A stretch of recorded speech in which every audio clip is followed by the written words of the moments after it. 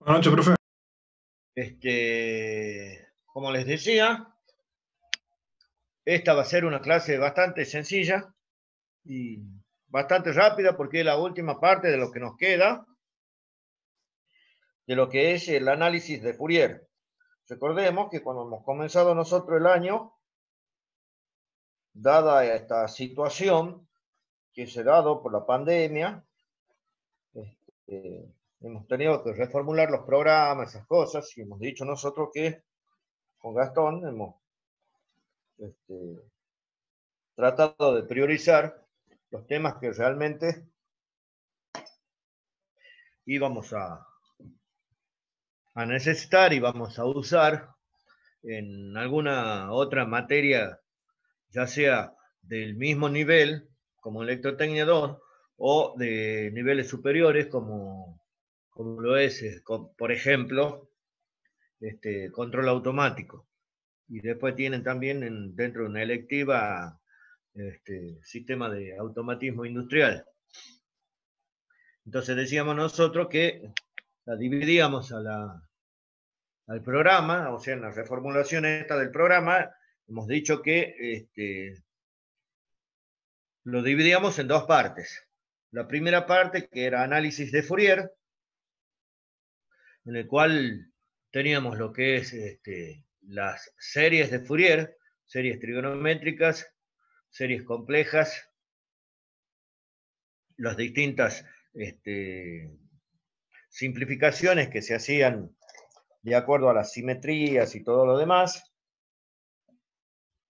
Y se finalizaba esta primera parte de Fourier, después de la serie compleja de Fourier y el teorema de Parseval, todas esas cosas, con la transformada de Fourier. La transformada de Fourier, digamos que se usa en algunas cuestiones de los circuitos eléctricos. Y la segunda parte, hemos dicho que íbamos a ver todo lo que es el análisis de Laplace, es decir, la transformada de Laplace, la antitransformada de Laplace y la aplicación a los circuitos eléctricos, porque precisamente la transformada y la antitransformada de Laplace son las que más se usan en lo que es resolución de circuitos eléctricos. Y hay una similitud en lo que es la transformada de Fourier y la transformada de Laplace, que después la vamos a ver cuando veamos, obviamente, la transformada de Laplace. Entonces, como corolario de todo esto que hemos venido haciendo de lo que es la serie de Fourier en sus distintas formas, vamos a ir ahora a lo que es la transformada de Fourier. Entonces, para ello, vamos a ir de la serie a la transformada de Fourier. La serie de Fourier nos permite obtener una representación de una función periódica en el dominio de la frecuencia. Es decir, nosotros podríamos representar una función periódica f de t por medio de una serie de términos en senos y cosenos y que dependían también de las distintas frecuencias. La frecuencia era n omega 0, esas distintas frecuencias, y cuando n tomaba distintos valores, desde 1 al infinito en algunos casos, nosotros decíamos que cada uno de los términos era un armónico. El caso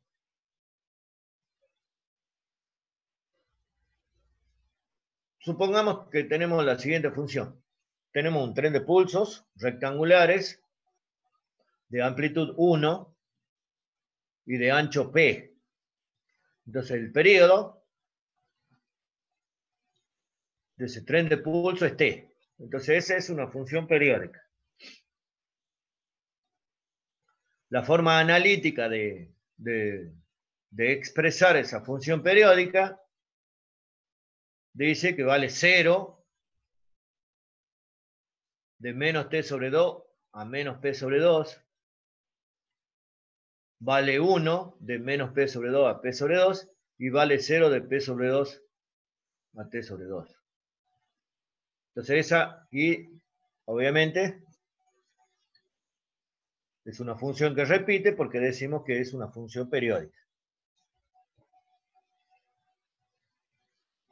Los coeficientes de la serie compleja de Fourier, que nosotros ya hemos visto en clases anteriores, que lo podíamos tomar, o sea, lo podíamos sacar por medio de los a sub n y los b sub n, y también por medio de una integral.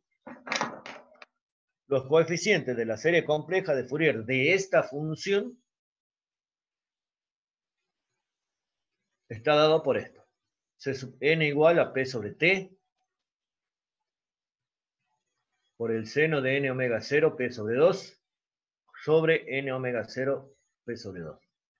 Eso lo pueden comprobar ustedes, recuerden, por medio de los a sub n o los b sub n o por medio de la integral. Entonces, esto es lo que nos da, si nosotros hacemos,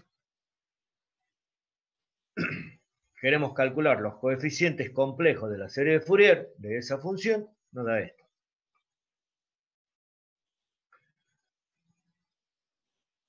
El espectro de frecuencia lo obtenemos graficando C sub n contra omega. A omega le llamamos a n omega 0. Entonces, el espectro de amplitud,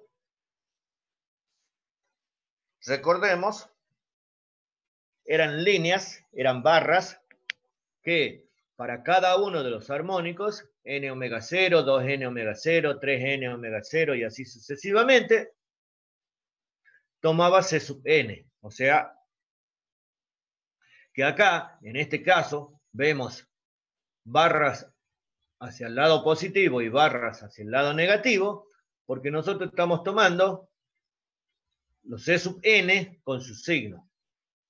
Si nosotros tomáramos a C sub n como el valor absoluto, todas estas barras que están para el lado negativo serían para el lado positivo.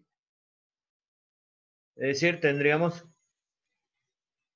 una cosa así, todo hacia arriba, todo positivo, y acá de la misma manera, todo hacia arriba positivo.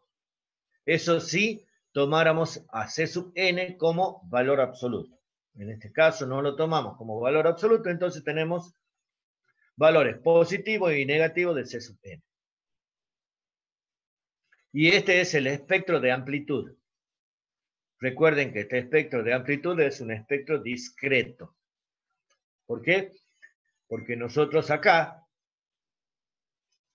tenemos en el eje horizontal, tenemos n omega 0.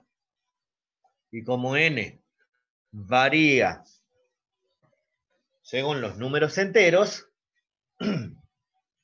eso es un espectro discreto. Yo voy a tener 1 omega 0, 2 omega 0, 3 omega 0 y así sucesivamente. Ahora bien, nosotros tenemos este tren de pulsos. Este tren de pulso es el mismo que este. Nada más que acá lo ampliamos, digamos, para poner una mayor cantidad de pulsos. Ahora, ¿qué pasa? Se le da un valor a P, se dice que P vale 1, o sea que el ancho del pulso vale 1, y el periodo es 2. En este caso. Entonces tengo muchos pulsos. Ahora P es igual a 1, el ancho del pulso sigue siendo igual a 1, pero el periodo es 5. Entonces, ahora, en el mismo espacio donde antes entraba toda esta cantidad de pulsos, ahora va a entrar una menor cantidad.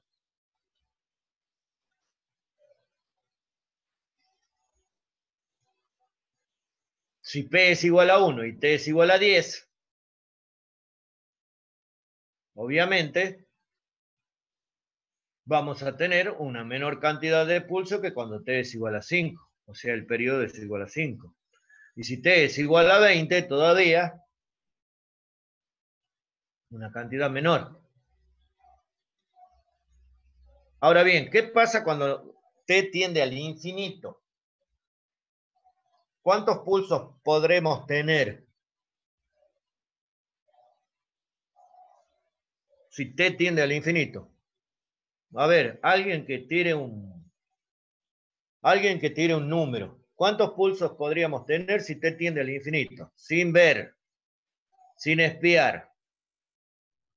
0. ¿Uno solo? Un solo pulso. ¿Por qué? Veamos.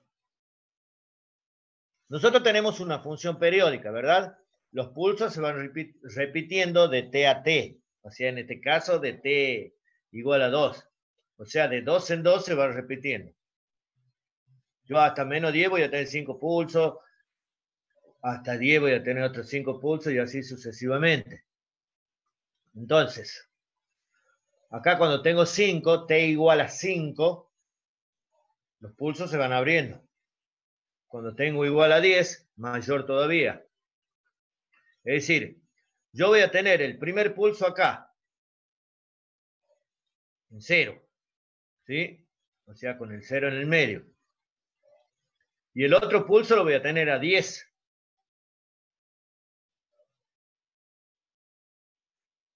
Cuando tengo 20, voy a tener el primer pulso en 0 y el otro pulso lo voy a tener en 20. Si yo tengo que T es igual a 40, voy a tener el primer pulso, supongamos que comencemos en 0, comenzando en 0, y el otro pulso va a estar en 40. Cuando T tiende al infinito, yo al primer pulso lo voy a tener en 0. Y al otro pulso lo voy a tener en el infinito. Eso quiere decir en el infinito y en el menos infinito. Entonces, eso quiere decir que me queda, cuando T tiende al infinito, un solo pulso. Entonces, la función deja de ser periódica. ¿Por qué? Porque ya tengo un solo pulso nada más y no tengo más. Entonces, esa deja de ser una función periódica. ¿Por qué? Porque podremos decir que f de t podremos ponerla a f de t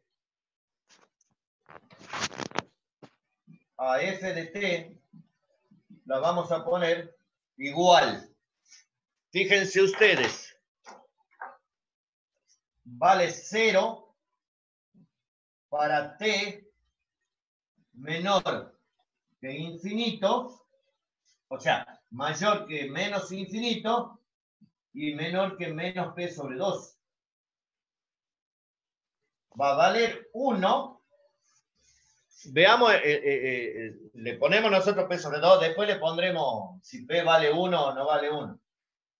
Entre menos p sobre 2, menor que t y menor que p sobre 2. y va a valer 0 para t menor que infinito y mayor que p sobre 2. Si p vale 1, quedará ahí de menos infinito hasta un menos un medio, de menos un medio hasta un medio, y de un medio al infinito. Entonces así queda la función definida. Entonces esta función definida de esa manera ya deja de ser periódica. Entonces, lo que hace la transformada de Fourier es representar una función no periódica en el dominio de la frecuencia. Lo que hace la transformada de Fourier es representar una función no periódica en el dominio de la frecuencia. Esa era la pregunta al comienzo, digamos. ¿Podremos representar por medio de Fourier una función que no sea periódica? Porque siempre nosotros hemos hablado de función periódica. Entonces, la pregunta sería, ¿se podrá representar una función que no es periódica? Y ahora vamos a ver la respuesta. Entonces,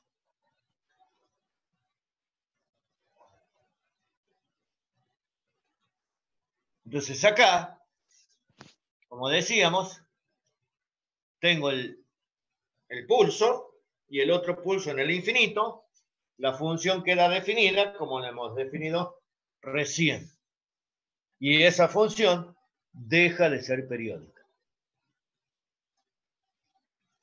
El espectro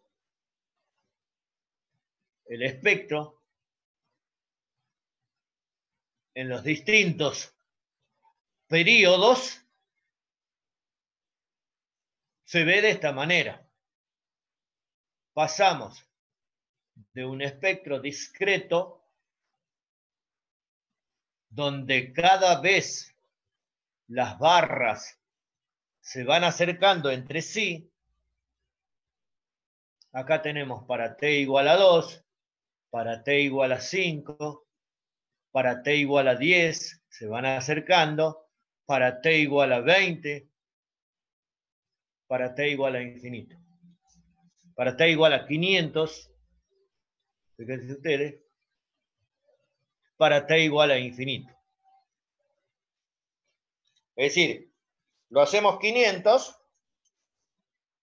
porque no podemos darle el valor infinito, podríamos hacer 500, 1000, lo que sea.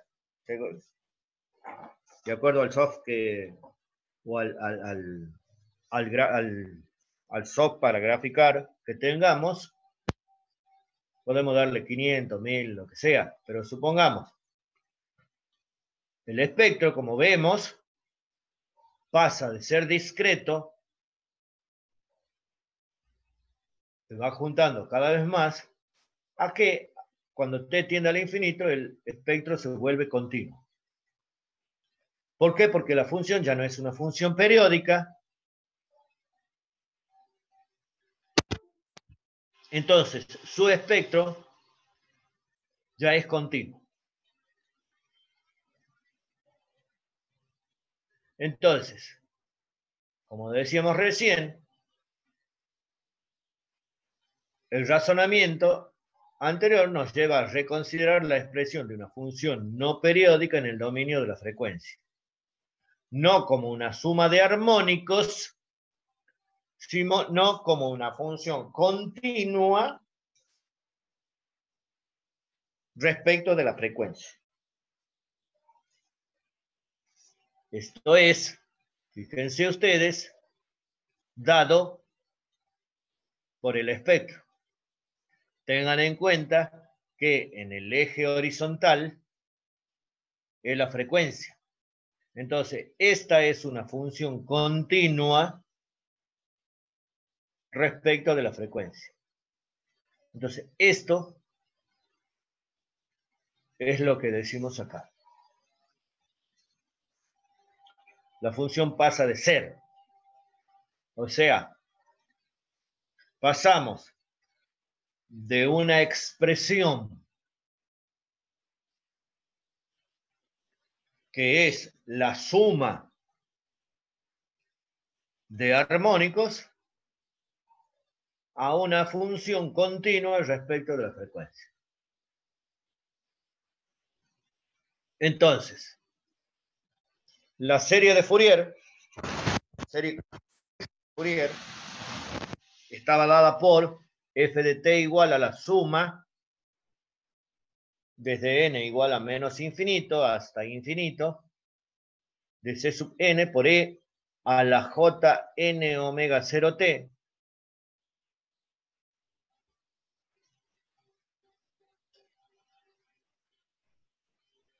que vamos a ver al cambiar la variable discreta n omega 0 por la variable continua omega cuando t tiende a infinito, esta suma se transforma en una integral.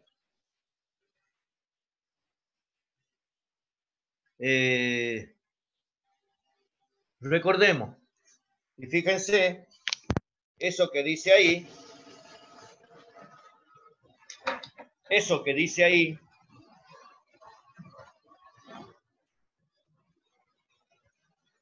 recuerden, ¿cómo definíamos la integral definida? La integral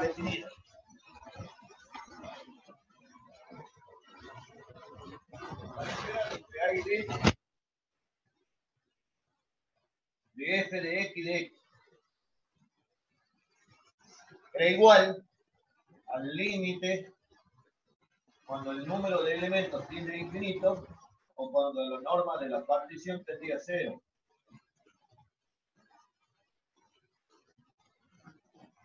¿De quién? De la suma de Riemann. De la suma desde n igual a 1 hasta infinito de f del psi sub i por los delta de x y. Esa era la definición de la integral definida en análisis matemático 1. Era el límite cuando n tiende a infinito o p tiende a 0, la norma de la partición se llama esto, de la suma de Riemann.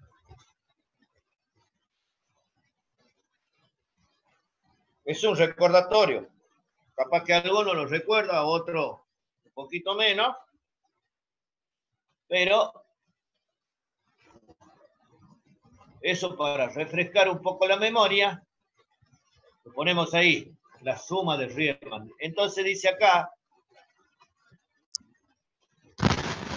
dice ahí, que al cambiar la variable discreta cuando t tiende al infinito, n omega 0 por la variable continua, esta suma, esta expresión, se va a transformar en una integral. De la siguiente manera.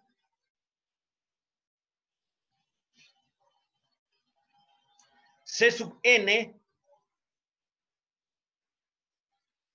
el coeficiente complejo de la serie de Fourier, estaba dado por 1 sobre t por la integral de menos t sobre 2 a t sobre 2 de f de t por e a la menos j n omega 0 t de t.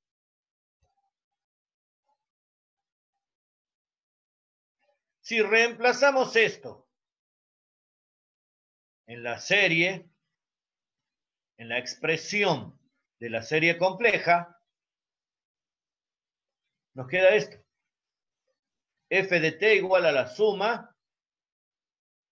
desde n igual a menos infinito a infinito de c sub n, que es toda esta expresión, 1 sobre t por la integral de menos t sobre 2 a t sobre 2 de f de t por e a la menos j n omega 0 t de t.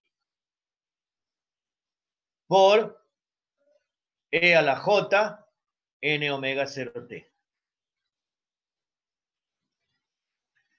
T es igual a 2pi sobre omega 0. Por lo tanto, como está en el denominador, va a ser 2pi sobre omega 0, pasa omega 0 arriba. Y como esa es una constante, la podemos sacar fuera de la integral. Aparte, ya estaba fuera de la integral del periodo, porque el periodo es constante. Entonces, omega 0 pasa, queda fuera de la integral esta, pero dentro del símbolo suma. Entonces, la expresión nos queda de esta manera. 1 sobre 2pi, la integral de menos t sobre 2 a t sobre 2 de f de t por e a la menos j n omega 0 t de t. Y afuera, omega 0 por e a la j n omega 0 t. ¿Estamos hasta ahí? Lo único que hemos hecho es, a la serie compleja de Fourier, reemplazar lo que corresponde al coeficiente complejo, a la expresión de los coeficientes complejos. Ahora bien, si t tiende al infinito, habíamos dicho que n omega 0 tiende a omega. Y omega 0 tiende a diferencial de omega. Entonces, la suma se convierte en una integral.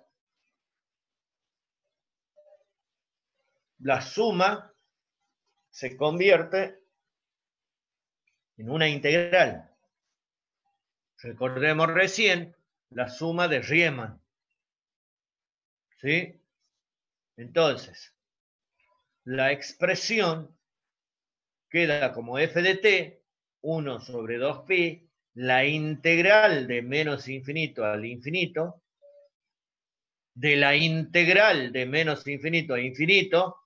¿Por qué? Porque si t tiende al infinito, esto tiende al infinito, esto tiende a menos infinito. De f de t por e a la menos j, n omega 0 pasa a ser omega t de t. Y acá, por e a la j omega t, diferencial de omega. Omega 0 se vuelve diferencial de omega.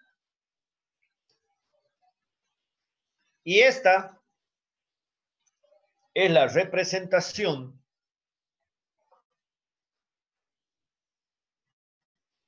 de f de t en función de omega. Y de ahí tenemos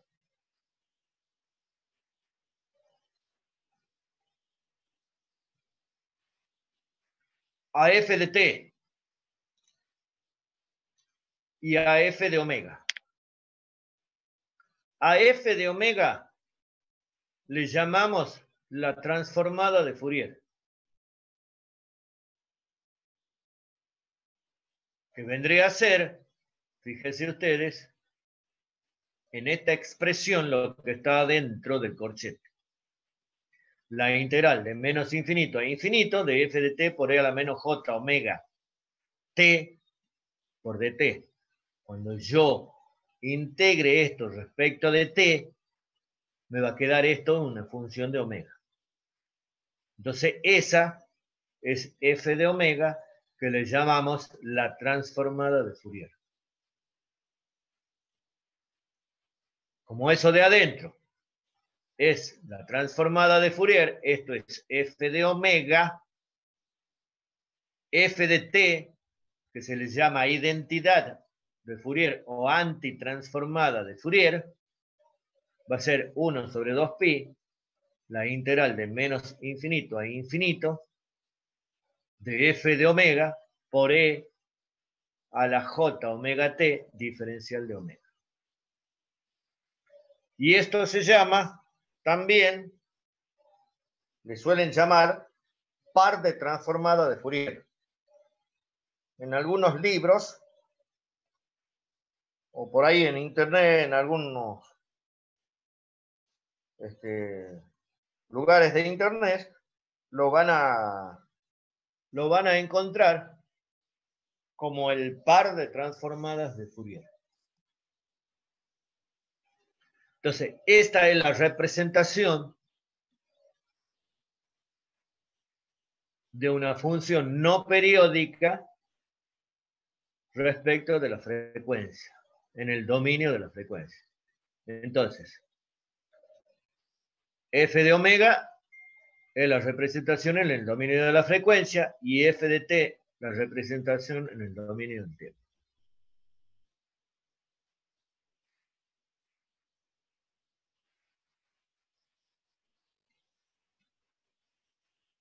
A f de omega, bueno,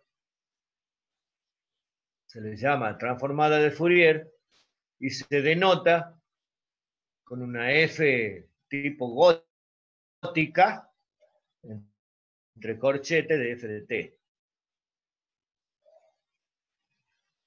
Y a f de t se le llama transformada inversa o identidad de Fourier y se denota como la f gótica a la menos 1. No quiere decir 1 sobre, sino f a la menos 1 se dice inversa, transformada inversa.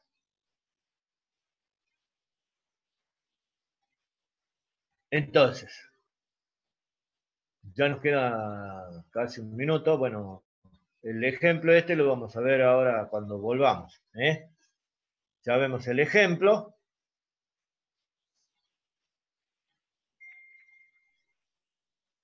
Vamos a ver ese ejemplo, vamos a ver el espectro. Y ahí terminamos. Después va a venir otra cosa, que es la transformada rápida de Fourier, que eso es meramente informativo para aquel que quiera después ahondar más o investigar un poco más respecto de la transformada de Fourier. Ya vamos a volver a entrar y vamos a ver el ejemplo.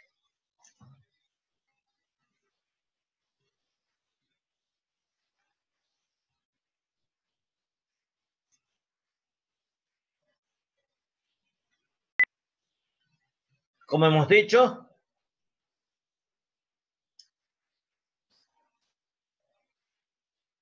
la transformada de f de t es f de omega, es una función en el dominio de la frecuencia, y es la integral de menos infinito a infinito de f de t por e a la menos j omega t de t. Y si nosotros queremos volver desde f de omega a f de t, calculamos lo que se llama la transformada inversa de Fourier, que se denota como f a la menos 1 de f de omega, igual a f de t, 1 sobre 2p, la integral de menos infinito a infinito, de f de omega por e a la j omega t diferencial de omega.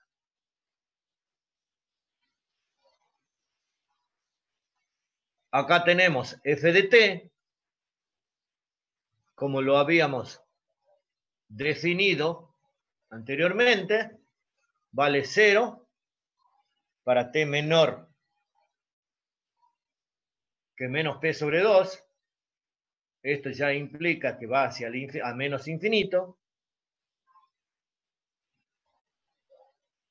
Vale 1 para t mayor que menos p sobre 2 a p sobre 2.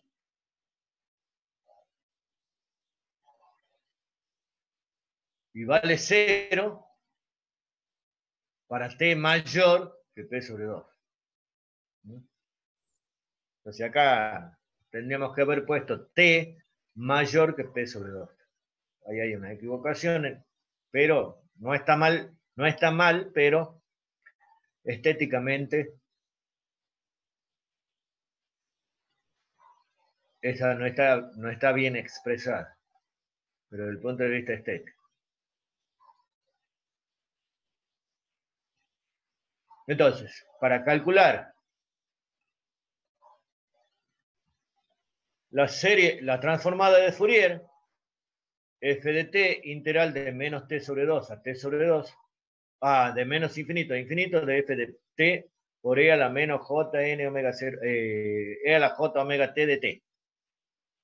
Va a ser la integral de menos p sobre 2 a p sobre 2 de e a la menos j omega t de t. ¿Y por qué? Porque la función más allá de p sobre 2 y más acá de menos p sobre 2 es 0. Solo está definida entre menos p sobre 2 y p sobre 2 y vale 1.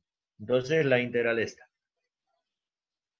La integral de la exponencial es la misma exponencial sobre la derivada del exponente. O sea, sobre j omega. Entre los límites, regla de Barrow,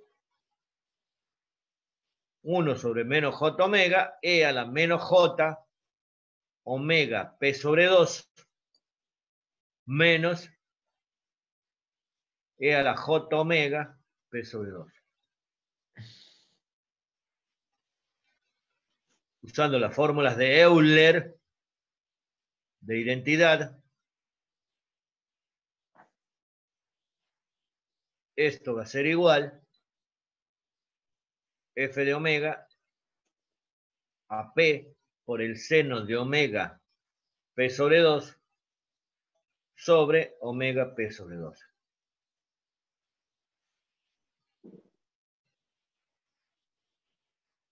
Entonces, esta es la transformada de Fourier de esta función.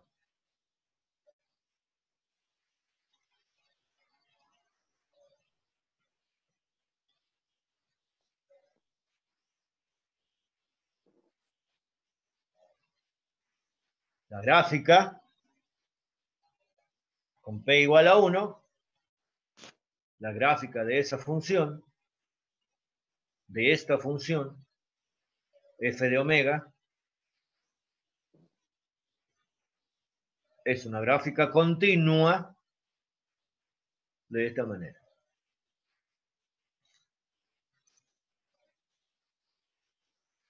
Bien. ¿Alguna duda respecto de eso? ¿Pregunta? No, profe, bien. Todo bien. Bien, sí, es bastante sencilla. La transformada de Fourier es bastante sencilla el cálculo. Ahora bien, la transformada rápida de Fourier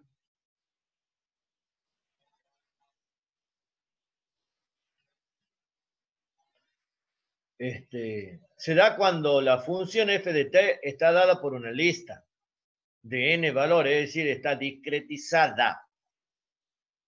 Es decir, es una muestra. En general, cuando nosotros trabajamos con señales, es raro que nuestras señales sean valores discretos. En general, siempre tenemos nosotros señales continuas y en general señales periódicas, o por ahí, cuando tenemos el salto unitario, esas cosas, es continuo.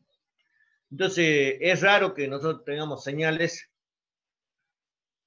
discretizadas. Discretizada quiere decir que son valores discretos.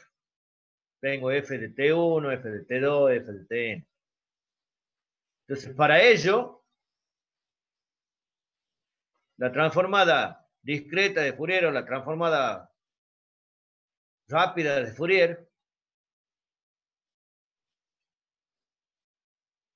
se convierte en una suma. Entonces, a eso es lo que le llaman transformada discreta o transformada rápida de Fourier. Esto está puesto simplemente como información adicional. Los que lo quieran ver, más allá de lo que hemos hecho, no hay problema. Lo pueden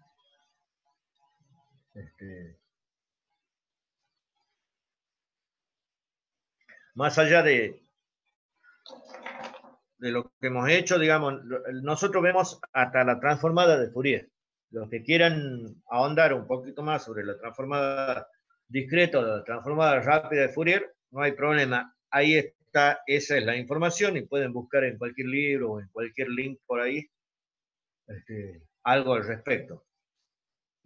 Por ahora, digamos, nosotros simplemente hemos pretendido que veamos lo que es todo lo que es serie de Fourier en todos sus aspectos, serie trigonométrica, cómo se obtienen los coeficientes, cómo se puede simplificar el cálculo de esos coeficientes a través de las simetrías, después la transformada en la serie compleja de Fourier,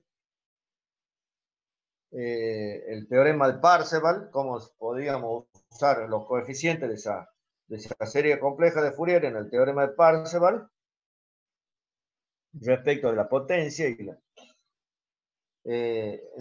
y por último ahora, en esta clase, ya para finalizar, esto de porque ahí tenemos que llegar todo lo que es el análisis de la serie de Fourier y demás, se llega al final, se desemboca en esto que es la transformada de Fourier, que es lo que queríamos llegar. En la próxima clase con Gastón van a tener la parte práctica y bueno, ya veremos después a ver si les damos un respiro o hacemos algún tipo de consultas que necesiten y después, bueno, en el retorno de la actividad después de las vacaciones, ya volveríamos, como les decía al comienzo, con la segunda parte, que es la parte de la transformada de Laplace y las antitransformadas de Laplace y la aplicación a los circuitos eléctricos. ¿Dudas, preguntas? ¿Algo? ¿Está todo bien? Todo bien, profe. No, entonces, bien, entonces en la próxima clase se hará la práctica de esto y bueno, ya con Gastón ya nos comunicaremos a través del WhatsApp, todo ese tipo de cosas, a ver cómo vamos a seguir. De todas maneras, como ustedes saben, yo estoy siempre disponible a cualquier tipo de consulta al respecto, por WhatsApp, por mail, por lo que quieran. Si me mandan por WhatsApp, no hay ningún problema.